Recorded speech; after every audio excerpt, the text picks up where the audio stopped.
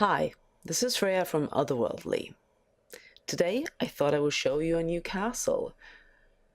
The sim that we're on has been filling up over the last few years with various builds from brands like Rustica and Alchemy Immortalis, and more recently with pieces from Fanatik.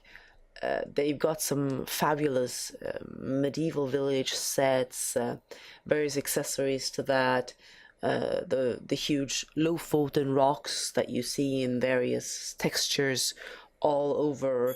I used them for the desert section, I used them for the snowy section, and so on. And among their later releases have been a couple of castles. I've had the arcade castle for well, it's probably a year or two now, and I've used it a lot for photography. It's got a lot of different rooms, a lot of different setups, and it looks fantastic. And then they just had to go and release another castle, the Dungan Castle. So I took a look at the sim, kind of went, okay, what can I reorganize? What can I move away? I've got these various, since the Prim extension happened, I've got a number of sky platforms from Landscapes Unlimited as well. So I've got sort of full sim landscapes on different levels where I've moved some of the things that no longer fit on the ground level. So, okay, time for that cottage to move out of the way, I think, because I'm gonna need to move the large building from the medieval village set from the central area that I'd made, and instead put the castle down there. So after a little fiddling, this is what I've got, as you see here. And I thought I would take you for a little tour of the castle. A bit of a warning before I go in. There will probably be sort of camera issues on and off. It is difficult to move inside and follow with the camera because it's got some fabulous staircases and so on, and it can get a little bit tight, so I'll have to stop occasionally and do some camming around to try and show it to the best effect. First, let's meet the mistress of the castle. I decided to show off the Henriette gown from Adam and Eve again. It was available for the October round of We Love Roleplay, and I showed it at the start of the round in, I think, the gold color, and I decided to show you the very dramatic black color as well. And I've got on a hair from Wasabi as well. They've released a mass of hairs lately, so I've actually found it a little hard to keep up with all the releases. And this is another lovely parted hair hanging down in the front, frames the face beautifully. But anyway, we are going to go in and have a little look around. As I said, it might get a little dodgy at times with the camera, but we'll see how we do. So here we have the first room that you come into, and what this one has, this castle overall, is it's got baked textures with sort of lighting effects going on. So you've got it at the torches here. This is all part of the castle. I haven't set these up at all. For the most part, that is probably a nice thing to have. I could see scenarios where it might be a little awkward that you can't actually not have those textures present, but I think that you got enough angles that you can shoot and so on where it's not going to be an issue. So you go in from the main first hall here, and you can continue up into the second room, and then you come out here, which is the first staircase, and we'll see how it works to walk up here. Much better now that I changed the angle, or the perspective rather, of how the camera placement is. So you've got more candles and such, and some all the way up basically, and some really nice work there on the torch and showing sort of the burning wood.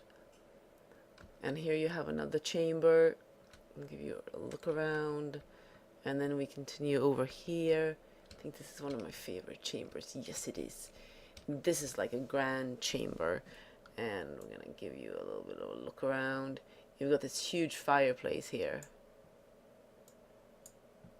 And this sort of vaulted ceiling. Very nice. That's where you came in. I could definitely consider setting up some cool furnishings here. And then we continue onwards and we continue upwards.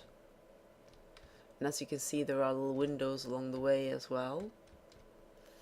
And we go in through another room here, or rather we come out here on the my castle terminology is failing me, but here we are upstairs anyway, and out again.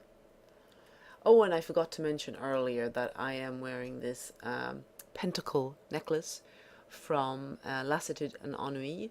You've got a HUD for it where you've got 3 metals: gold, black, tarnished silver, and silver, and you've got a range of different crystals as well.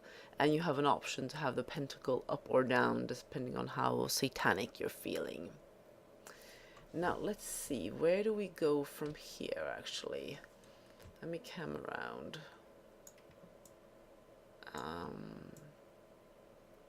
Where did we come out from? I think we came out from there. So let's go in here, I think. And then we end up going back down. Here you can see one of the windows. There we're looking out at the other castle. This one is a little darker overall in texturing, so it's got a nice difference from the other castle. And here we... No, that was the wrong way. We went back. Oops. Back up we go. It's very easy to get turned around.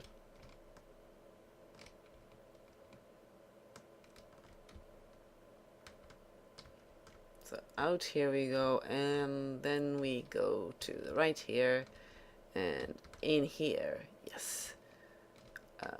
Love the flooring. We saw this sort of flooring downstairs at one point as well.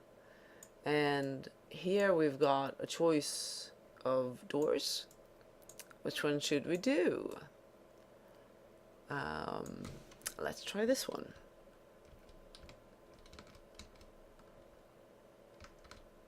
And we're going further up.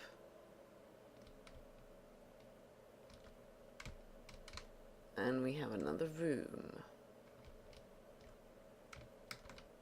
Ooh, and here we have, is this another staircase? No, it's not, but we have a round room and another view out. Turn myself around a little bit and give you a look around. So this would appear to be, I guess, the top of one of the staircases. And there's a round room here. Just look at the detailing here with the beams, the support beams and everything. It's it really looks very period appropriate. Not strictly sure what period. I am not a castle expert for all my interest in medieval history and so on. It's not like I can identify a castle precisely. Let's see, I think this is the door that we did not take. It could be the door we came in through, but no it isn't. Because here is the dramatic crossover. So out here you get a nice view of the sim, which in this case means that you see all the eclectic landscaping that we've got going on. You see here, over there is the wall, sort of. And there we have the deserts of Dorne, as I like to call them. Basically, we kind of draw inspiration for different areas of Westeros for the various builds. So I tend to imagine this little island setup that we got here as the Iron Islands, and this castle. Some of the floors are maybe a little on the fancy side, but it would work pretty well. And here we have just, this tower is basically one long staircase, and then you come down to a fairly small room, and then you can walk out here, and well, then you are on this other little island that I created to support it basically. And I'm not strictly sure how to further landscape this, or what the idea should be of this tower, but I like it as a feature. Since it isn't very useful to be inside of it, you could get some photo opportunities and so on. I wish that we could have had this as an off sim. I tried to have it as an off sim, but because of the size of the castle, it isn't linked with the rest of the castle. And when I tried to push it off sim, it just went and disappeared. So that wasn't a good idea. But it would have been nice to have it like that, since it has relatively limited use as a living space or a decorating space. As a really neat part of the castle, though, however, it looks fabulous. So let's zoom out again, and I'm gonna give you an overview of the castle once more. Maybe zoom around like this time and show it to you. And there you can see the other castle in the background. I really like how this is designed. The bridge and the connecting tower is a really cool feature. I like the variety in different textures for the flooring, different shapes to the rooms. Unlike the other castle, this one doesn't have an underground component, so you can put it straight on stone like this, and that's not a problem. It is, as with many Fanatik products, or really many products in general in Second Life, very large.